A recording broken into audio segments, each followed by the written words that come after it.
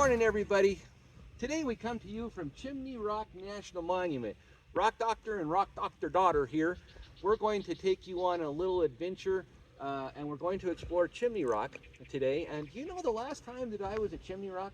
College. It was in college. It was a long time ago. In fact, that was back in my puppy geology days.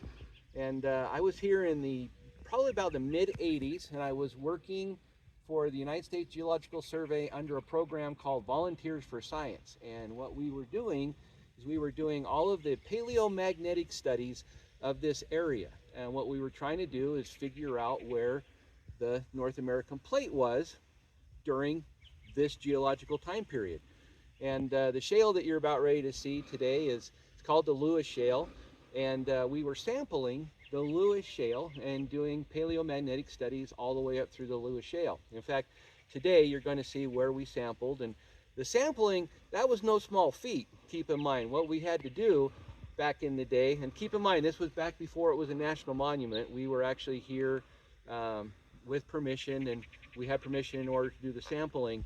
What you had to do is every 10 feet you had to cut yourself a foothold and then drill the sample with a modified chainsaw, and then you take the sample and then you go up another 10 feet and you peck yourself another little foothold, do another sample, and we did that all the way up the cliff, all the way until the top. And at the top there's a secret. Now don't tell the secret. I'll keep it inside. Okay, well we're gonna show everybody what the secret is here in just a little bit. Okay. So, but once we got to the top, then all of it unfolded at the top, and it's pretty spectacular at the top. So, are you ready for today's adventure? Let's do it. All right, well then, why don't you come along with us?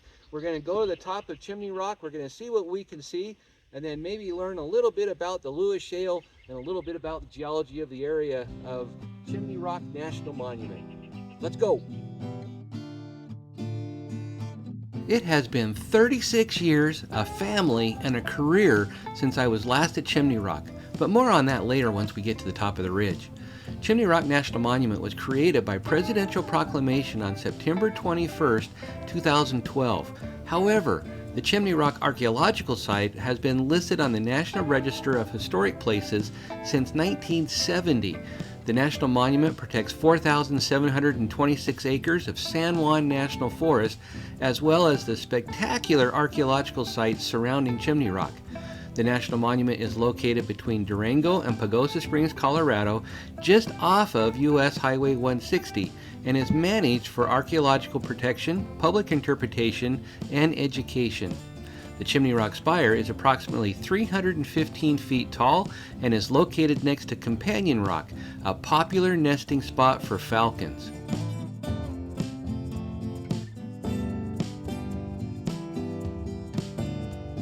Our first stop is at the Visitor Center. Built after it became a national monument, this building was not on site when I was here in 1988, so I'm anxious to see the exhibits and what's inside the building. There are numerous displays, so feel free to pause the video and read the signage I have included.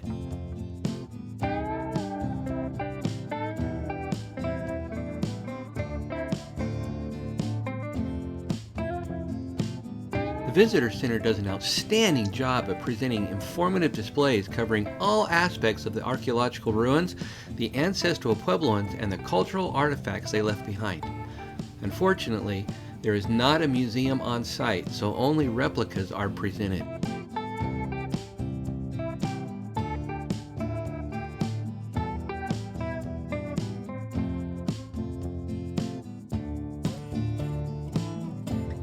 This interactive display explains the concept of dendrochronology, or the use of tree rings in the dating of archaeological sites.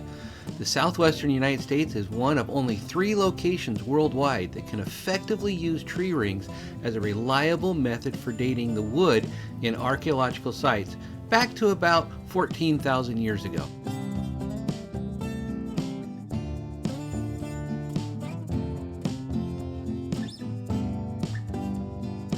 There is also a display on the reasons the Ancestral Puebloans may have left the area.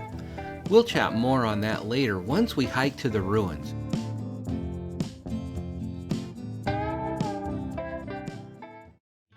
I actually spent about 2 hours at the visitor center. But now it's time to make our way to the top of the ridge and explore the ancient ruins. The gravel road is amazing, as the last time I was here it was little more than a muddy 2-track trail. The view on the way up is inspiring and a preview of what's to come. And bonus, there is now a parking lot with restrooms at the top of the ridge. At my age, restrooms are important. Let's hike the Great House Trail and explore the ruin sites along the way. We have a lot of ruins to see and stories to tell as well. The first ruin site, the Ridge House, is literally at the parking lot. This is a partially restored multi-room pueblo with at least 3 kivas. The kivas are the circular rooms. Originally they would have been covered with a roof and used for sacred ceremonies.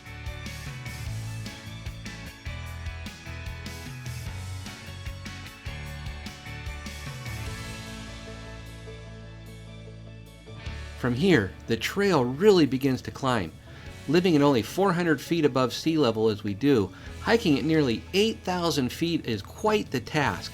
The spectacular views of the San Juan Mountains distract you as you march to the top, as does the many unexcavated pit houses right along the trail.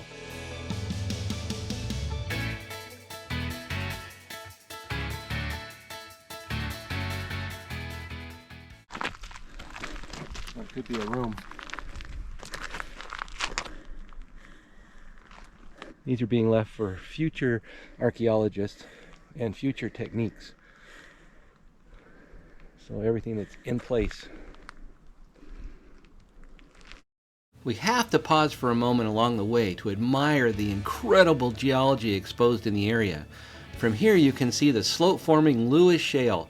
It was named in 1899 for outcrops found near Fort Lewis, Colorado. It is roughly 80 million years old, give or take a couple of years, 2,000 feet thick, and formed from the disgusting bottom mud in the Great Cretaceous Seaway, a large inland sea that split the continent of North America into 2 land masses. The cliff is made from the Pictured Cliff sandstone and represents a sandy nearshore area. The warm, wet sand of the ancient beach was a perfect habitat for a small, burrowing, shrimp-like animal that left trackways as it searched for food. The sandstone was named in 1877 and is loaded with natural gas.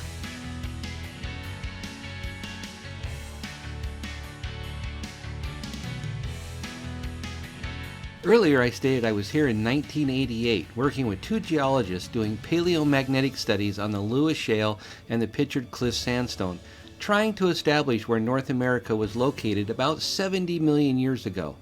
Please excuse the wind noise as I recount to Rock Doctor Daughter what happened on my final day of sampling 36 years ago.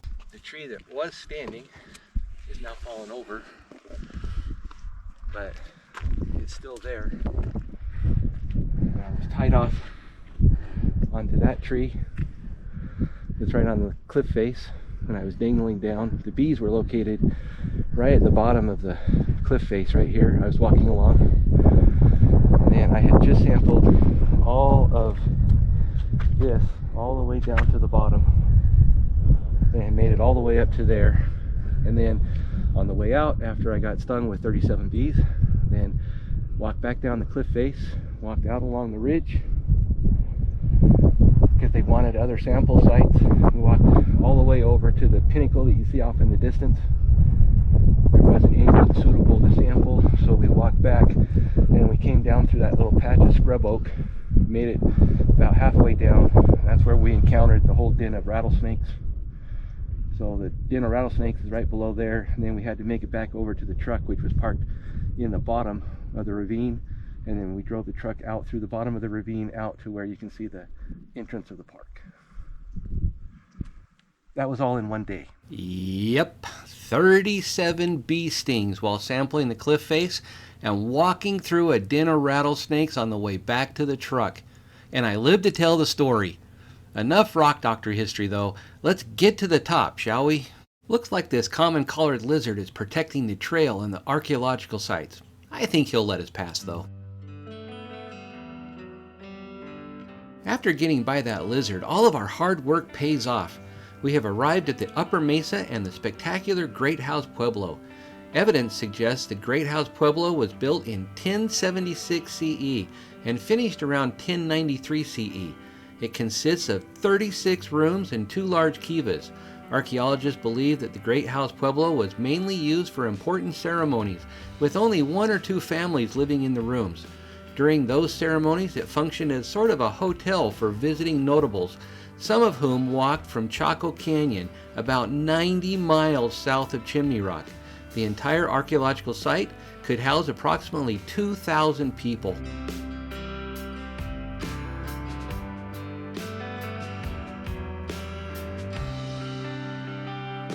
All of the building materials, the stone, the logs, and the clay mortar all came from downhill and was hauled by hand up the ridgeline. The pit houses we passed along the trail probably housed the workers who built Great House Pueblo. Some of these pit houses were excavated in 1921 by early archaeologists, but insufficient knowledge of how to stabilize the walls, coupled with a decision to use the wood they found in the ruins for their campfires, has left little knowledge of these ruins. Once the timbers in the archaeological sites were burned, tree ring analysis of the wood was made impossible, as well as later techniques like radiocarbon dating methods. Chimney Rock has preserved a substantial amount of unexcavated sites out of respect for tribal ancestors and with the hope future archaeology techniques will be less invasive. On a positive note, the excavated pottery was preserved and is stored in Durango, Colorado. Hopefully in the future, a museum can be built on site to showcase the artifacts from these amazing Puebloan people.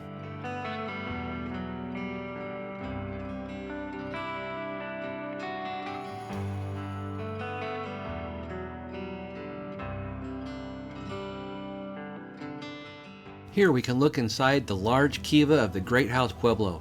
A circular bench lines the walls for seating with pilasters located every few feet to support the roof beams.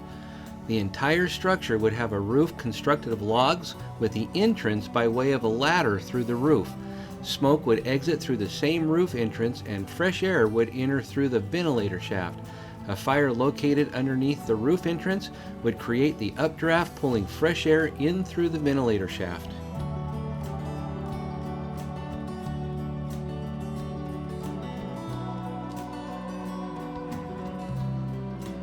Chimney Rock was abandoned by about 1125 CE, with the buildings being burned as the last people left the area. There are many possible reasons why the ancestral Puebloans would simply walk away. Much like today, it may have been due to the extended drought in the U.S. Southwest from 1100 to 1200 CE. They may have left due to the depletion of local resources, or simply they were pulled away to more inviting communities. It may not have actually been just one reason, but a combination of factors. Many sites across the Four Corners region were abandoned about the same time.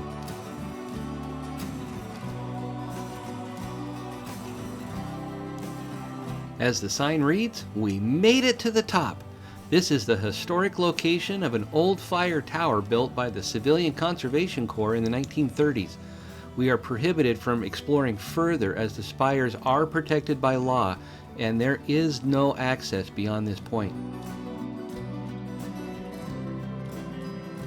The pinnacles that give Chimney Rock its name frame multiple astronomical alignments. Chimney Rock is one of the best recognized archaeoastronomical resources in North America. As the moon makes its lunar cycle across the sky over a period of 18.6 years, it appears in a lunar standstill between the two spires for approximately 16 months. Evidence suggests that Great House Pueblo was built during a lunar standstill and expanded and finished during another. Well, thanks everybody for coming along today. I hope you enjoyed our little walk up to the top of Chimney Rock that you can see behind us back here and exploring some of the areas. What do you think about that secret up on top? That's cool. Yeah, so let us know in the comments what you liked the best about Chimney Rock. Was it the ruins up on top? Was it the stories? Was it the visitor center? Tell us what you enjoyed, and make sure you hit the Like and subscribe button, please. Make sure you hit the like and subscribe button, and make sure you give us a big Thumbs up. Thumbs up. We're trying to grow the channel, and remember, 96% of you guys that watch our videos, we really appreciate it, but make sure that you hit the subscribe button. We don't bite. It is free. Well, I don't bite. I don't bite. Okay. We're good. We don't bite. So hit the subscribe button. We would really, obviously, we would really appreciate the support. So until next time, don't take a trip. Let the trip take you. We'll be seeing you on down the road. We wanna chase the night, wanna dance to the light, pull the stars from the sky, just two hearts running wild. Never sleep, never stop, as we shout from the top. We're gonna be two hearts running wild.